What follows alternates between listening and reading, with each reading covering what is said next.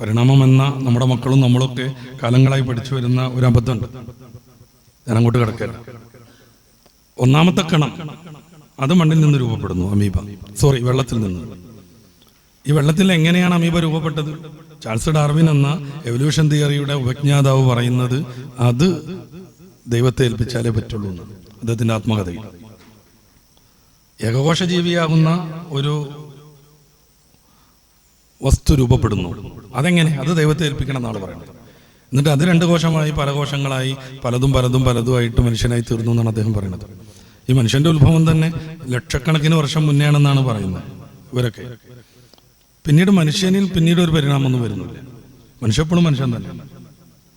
വലിയ മനുഷ്യന്മാരായിരുന്നു പണ്ടെന്ന് നമുക്കറിയാം. അത് കുറഞ്ഞ് ചെറുതായി നമ്മളെയൊക്കെ പോലെ 5 അടി 5.5 6 അടിയിലേക്ക് എത്തി. അതിന്റെ പേര് പരിണാമം എന്നല്ല, അതിന് മ്യൂട്ടേഷൻ എന്നാണ് പറയുന്നത്.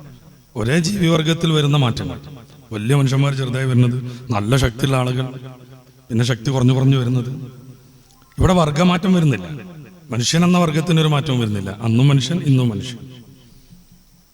ഇതൊരു ജീവിവർഗത്തിന്റെ ഉള്ളിൽ നടക്കുന്ന ചില മാറ്റങ്ങളാണ്. ഇതല്ല എവല്യൂഷൻ, പരിണാമം എന്ന് പറയുന്ന സാധനം. നേരെ മറിച്ച് ഈ ഒറാങ്കൊട്ടാങ്കിൽ നിന്ന് നിയാണ്ടർതാൽ രൂപപ്പെടണം, അതിൽ നിന്ന് ചിമ്പാൻസി വരണം, അതിൽ നിന്ന് മനുഷ്യൻ വരണം. ഇങ്ങനെയുള്ള ഒരു വസ്തുവിൽ നിന്ന് അല്ലെങ്കിൽ ഒരു സ്പീഷീസിൽ നിന്ന് ഒരു ജീവവർഗത്തിൽ നിന്ന് മറ്റൊന്ന് രൂപപ്പെടുന്നതാണ് പരിണാമം. ലക്ഷക്കണക്കിന് വർഷമായി മനുഷ്യൻ ഈ വിധത്തിൽ രൂപപ്പെട്ടിട്ട് എന്നാണ് പരിണാമവാദികൾ പറയുന്നത്. പക്ഷേ ഇതുവരെ പിന്നെ പരിണാമമൊന്നും നടക്കണില്ല. മനുഷ്യനായിട്ട് തുടർന്നുകൊണ്ടിരിക്കും.